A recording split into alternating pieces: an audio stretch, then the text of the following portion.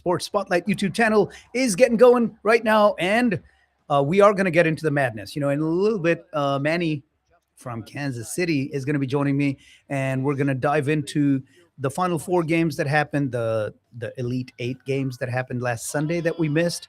Some crazy, crazy stuff in those four games, and then we're going to dive into more into the madness and the history and all the crazy stuff across the years. Shep's going to be joining us a little while later. I'm going to try something new today. I'm going to try to see if I can get both of them, Manny and Shep, on the air simultaneously. We'll see. It's Rizwan against the machine, right? Hopefully, I'll be able to handle that. Um, and all of that is going to start at 10:30 when Manny dials in right now. As you can hear, what we're focused on, the spotlight is trained upon the cricket oval, and we are going to get going because time is short, friends. 22 minutes left. Let's get into the IPL because we didn't spend a whole lot of time on the IPL last time. Because it was about a game old. The second game was going on when we were together, but now we have had some action. We have had some action. That game was oh my goodness, what a game that turned out to be. The game that was going on last Sunday between KKR and the Mumbai Indians. KKR had put up, by the way, studio number 972-501-9390 if you want to give me a holler. Right now is the chance because I'm going to see if I can take some. Yeah, I'll get to. I see a caller dialing in. 972-501-9390. We will get to you as quickly as we can while we can. But got to talk to you about this game real quick. KKR 220 at a loss of 4 is what they put up. The captain himself came in. Ajinkya Rahane put up 67 at a loss of 40. Sorry, at 40 deliveries, loss of 40. 40 deliveries, 3 fours and 5 sixes, a strike rate of 167. And Finn Allen, opposing him, put up 37 on only 17 deliveries with 6 fours and 2 sixes, 217 strike rate. So 37 for him. And everybody, they just kept on. Ankrish Raghuvanshi came in at 2 down and got himself a half century on only 29 deliveries, strike rate of 175. Rinku Singh, 33 off of 21. All in all, they put up 220 at a loss of 4. Whew, that's the dangers of live transmission. Apologies, Gesundheit and all that. Pardon me for that sneeze. I tried. I think I tried holding it in for at least a minute before I gave in. So Trent Bolt got hit around. I mean, look, when you've scored 220, ain't no bowler who had a great day, right? Trent Bolt got hit around for almost a 10 economy. Hardik Pandya for 13. He did take 1 wicket though. The best of the bunch was probably Shardul Thakur, who gave up 39 on his 4 overs, so almost a 10 economy, but he did take 3 wickets. But that was it. 220 they put up, a target of 221 for the Mumbai Indians, with Ryan Rickelton and Rohit Sharma coming in, and man, they just they how did the kids say it? They understood the assignment. Ryan Rickelton scored 81 off of 43 and Rohit Sharma 78 off of 38. All in all, they scored 224 at a loss of 4. Caught them on the first delivery of the 20th over, and they won uh, with 5 balls remaining, which is insane. But hey, that's the IPL for you. All right. Well, the craziness did not continue. That first game on Monday between CSK and RR, CSK was held to 127. Yeah, things completely changed. Um, the Super Kings The wickets were falling, and if it were not for Jamie Overton coming in at 4 down, 5 down, 5 down, and scoring 43, it would have been really bad, really bad. They might have been held to under 100. As it is, with two deliveries remaining, they were all out at 127. Um, Jofra Archer, 4 overs, 19 runs, 2 wickets. Um, Ravindra Jadeja, 3 overs, 18 runs, 2 wickets. And everybody else, obviously, when you got all the wickets, everybody else did their part.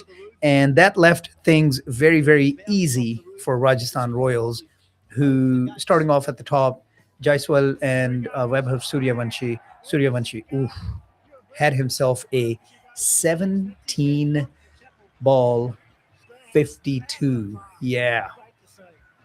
Um, yeah, he was, look, he's an insanely good talent, right? He just is. And when he's on like that, when he's got a small target like that, he's always going to be able to do this kind of stuff. And he just did. So he was at he got his 50. He did get 2 runs on the last delivery before getting out, but he got his 50 on the 15th delivery. Yes, a 15 ball 50 for Suryavanshi. Just insane stuff, and this kid is just getting started. Just getting started, right? So, all in all, easy target, great batsman, and it makes for an equation that gets the Royals to their target and beyond. 128 at a loss of only 2 in only the 12th over. Just crazy, crazy stuff from Vaibhav Suryavanshi. The next match was closer to average. The Gujarat Titans on Tuesday put up 162 for the Punjab Kings to chase it down in the 20th over, losing 7 wickets. So it was a hard fought match, but still, with 5 balls remaining and with 3 wickets still in hand, they were able to chase it down. LSG, yeah, I think it looked like the high scores were done. Of course, it matters from pitch to pitch. This was in Lucknow. LSG scored 141 on Wednesday for the Delhi Capitals to capture them in the 18th over, 145 to 141. They won. Sunrisers Hyderabad, I want to talk about them because on Thursday, after a couple of days of low scores, Sunrisers Hyderabad at Eden Gardens, boy, oh boy, they opened up a can. Yeah. Travis Head and Abhishek Sharma were the openers. Neither one got to a half century, but both of them, both of them got within striking distance of a half century. Travis had 46 off of 21 deliveries. I know all of this is going to sound mundane after what Vaibhav Suryavanshi did, but Travis had 21 deliveries, 46 runs, strike rate of north of 200, 219. And Abhishek Sharma, the other opener, 48 off of 21 deliveries, strike rate of 228 with 4 4s and 4 6s. So, yeah, after that, you don't need much, but you still have, after those two, you've got Ishan Kishan, Heinrich Clausen, Aniket Verma, Nitish Kumar Reddy. I mean, you've got batting coming in spades. And Ishan Kishan, the captain, only got 14 off of 9 before he was gone, but Heinrich Clausen came in and cleaned up 52 off of 35 for a strike rate of 148. Nitish Kumar Reddy got himself a 39 off of 24. All in all, the Sunrisers put up 226 at a loss of 8. And even though Blessing Muzarabani did get 4 wickets, he was bleeding runs just like everybody else. Gave 41 in those 4 overs, but Kartik Tyagi, man, he was just terrible. 4 overs, 48. Varun Chakravarti really got beaten up to the point that they didn't even give him an over after his second one because in the first 2 overs, he gave up 31 runs for an economy of 15.5. Yeah, not good. Kolkata Riders having a target of 220, the Night Riders, 227. They never had a chance. Finn Allen did what he could on the first 7 deliveries. This is important. On the first 7 deliveries, actually, I should say on the first 6 deliveries, because on the seventh he got out, caught and bowled by Dubé. But before that, on the first 6 deliveries, he hit 6 boundaries, 4 4s and 2 6s. He got to 28, had a strike rate of what, 500, and then on the seventh delivery he faced, he was out, knocking down his strike rate to 400. Ankrish Raghuvanshi came in. He got himself a half century, but it was just too tall a task. They did score 161 in 16 overs, but 16 overs is all they were able to bat before they lost all their wickets in this one. Jadev Unadkat got 3 wickets. Ishan Malinga got 2, and Nitish Kumar Reddy 2 overs, 17 runs, and 2 wickets. That leads us to the weekend. Friday was a cracker of a match between CSK and the Punjab Kings. And after CSK hung 209 at a loss of only 5, the Punjab Kings chased it down in the 19th over with 8 deliveries remaining. They caught their target of 210 at a loss of only 5 wickets. So, yeah, a wicked match there. The Mumbai Indians had a match yesterday, scored 162, but nearly not enough. Not nearly enough. Not enough nearly. I guess you could say any one of those. People say I've heard it both ways. I guess we've heard it all 3 ways. The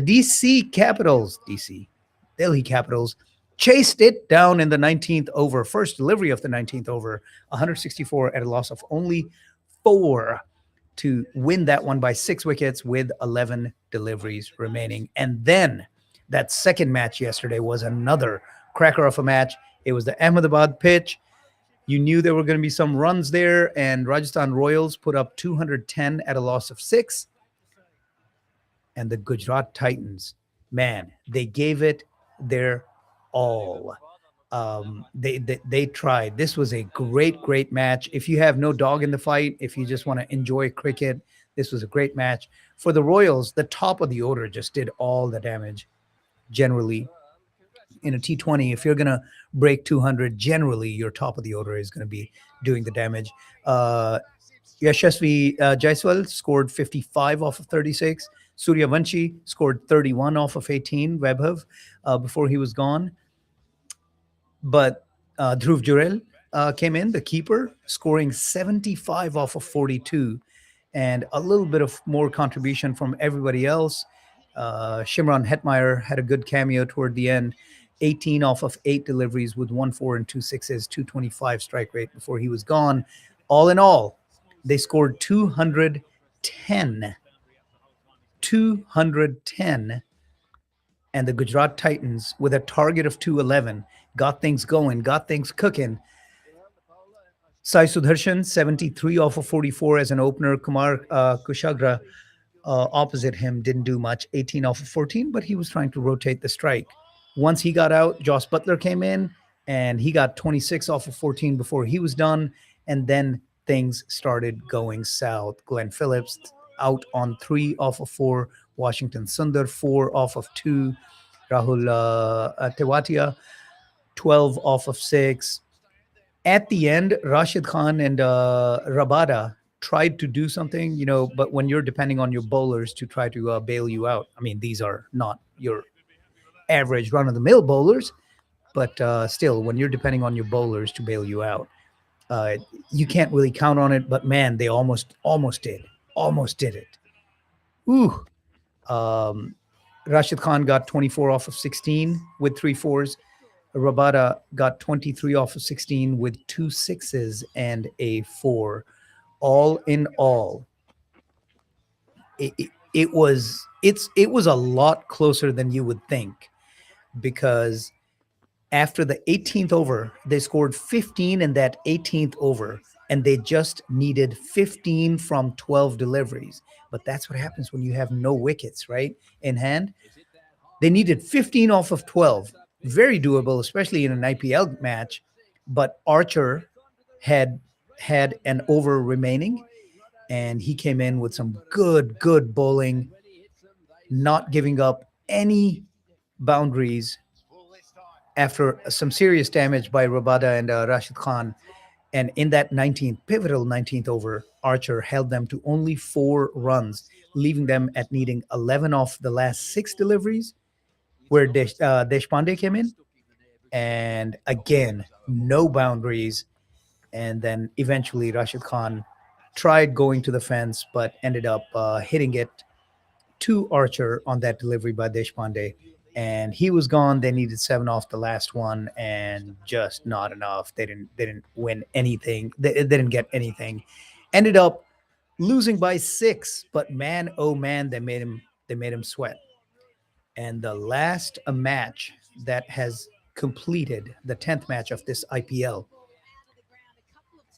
the Sunrisers scored 156 at a loss of 9, and LSG caught them with 5 wickets remaining, but with only 1 delivery remaining. This was a cracker of a match that just finished a little while back, after they needed 9 from the last 6 deliveries, being held by a Harshal to 4 runs in the 19th over. They scored 3 boundaries and get the runs needed and win 160 to 156. LSG does. So a great finish with only 1 delivery remaining. They win this one. And then there's a match going on right now between RCB and CSK. RCB is batting, scoring 162 at a loss of 3 in the 16th over, which means they've got a real shot at getting to 200. Probably going to be around 180 is going to be the target for CSK. We'll see how that turns out. All right.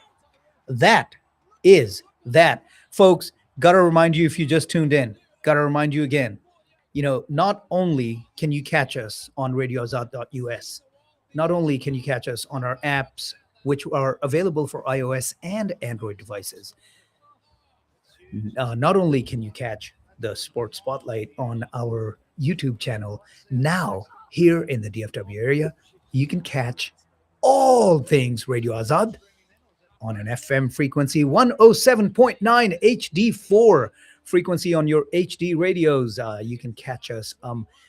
So excited, so pumped for my shows, for all the other wonderful shows, for Radio Azad, for the whole team to be on the air, to be the best FM radio in DFW. All right, let's get back to it. What else is happening? Yeah, PSL. All right, let's get into the PSL and what's been going on. Next week, instead of getting into, I'm probably going to try to carve out a little bit more time to devote to these things. All right. We're going to get into the high performers, both with the bat and with the ball, in both the tournaments, the IPL and PSL. Normally there's an offset to these things, but this year, due to the World Cup happening earlier, I think everything got pushed out, and we're running these simultaneously. Usually there's just a little bit of an overlap, but here we are. The PSL got going about 5 days before the IPL did. So it's a little ahead on the number of matches. Of course, the PSL has a less total number of matches. So PSL is going to be wrapping up a lot sooner than the IPL. But man, oh man, what matches.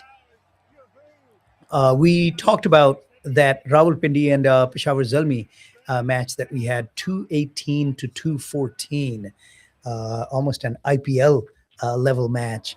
but the one that had finished was Koita Gladiators, scoring 174 and then holding off HHK at 134, winning pretty easily by 40 runs.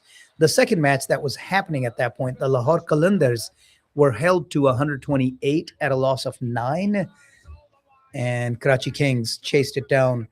They made it tough. I want to say, after leaving a target of just 128, it was Fakhr Zaman was gone for a single off of 2 deliveries there, and all in all, they only scored 128. But they lost. Target of 129 is always going to be in a tournament of this magnitude in a T20 game. That target is always going to be easy. But man, oh man, did the Lahore Qalandars make the Karachi Kings sweat. Because while they got their target of 129, got to 131, they didn't get to it until the third delivery of the 20th over. So with only 3 balls to spare and 4 wickets in hand, they were able to chase it down, largely because everybody contributed. Nobody really stood out, but everybody contributed. Mohammad Wasim, the opener, opposite David Warner. David Warner was gone for 8 off of 9, but Mohammad Wasim 38 off of 37. But again, you see what I mean? Like, first off, the chase was fairly easy, right? But yeah, kudos to the Lahore Qalandars who made it tough in spite of an easy target. Where are we? Then we had another cracker of a match in Lahore between the Multan Sultans, who chased down a target of 226 in the 19th over, with still 8 deliveries remaining. They chased it down, winning 227 to 225 after HHK hung a 225 at a loss of 5. Maz Sadakat had a big game, 62 off of 26, and Sharjeel Khan 51 off of 26, scoring 225. Didn't matter. Multan Sultans, Sahibzada Farhan had himself a day. A century at the top as an opener, not out, 106 off of 57 deliveries with 7 fours and 8 sixes. And Stephen Smith opposite him got to almost a half century, 46 off of 20, 230. And it continued. And they eventually, the big one being Arafat Manhas toward the end, 26 off of just 11 deliveries, 5 of which he hit for boundaries, 4 fours and a 6. And the Multan Sultans chasing down a target of 226. Great high-scoring cricket there. Islamabad United beat the Gladiators 189-183. A lot of really good matches. KK chased down a target of 198. On Friday, the Qalandars put up 185 and then defended it against the Multan Sultans, holding them to 165. But this was really high scoring again in Lahore because it was rain shortened. So 13 overs. I would love to get into that. Unfortunately, we are at time. We're going to take a short break, and then we're going to be back with more Sports Spotlight as Manny will dial in, and we're going to dive into the March Madness, the tournament that's been going on. You're listening to the Sports Spotlight right here on Radio Azad, where your voice matters. आप सुन रहे हैं radio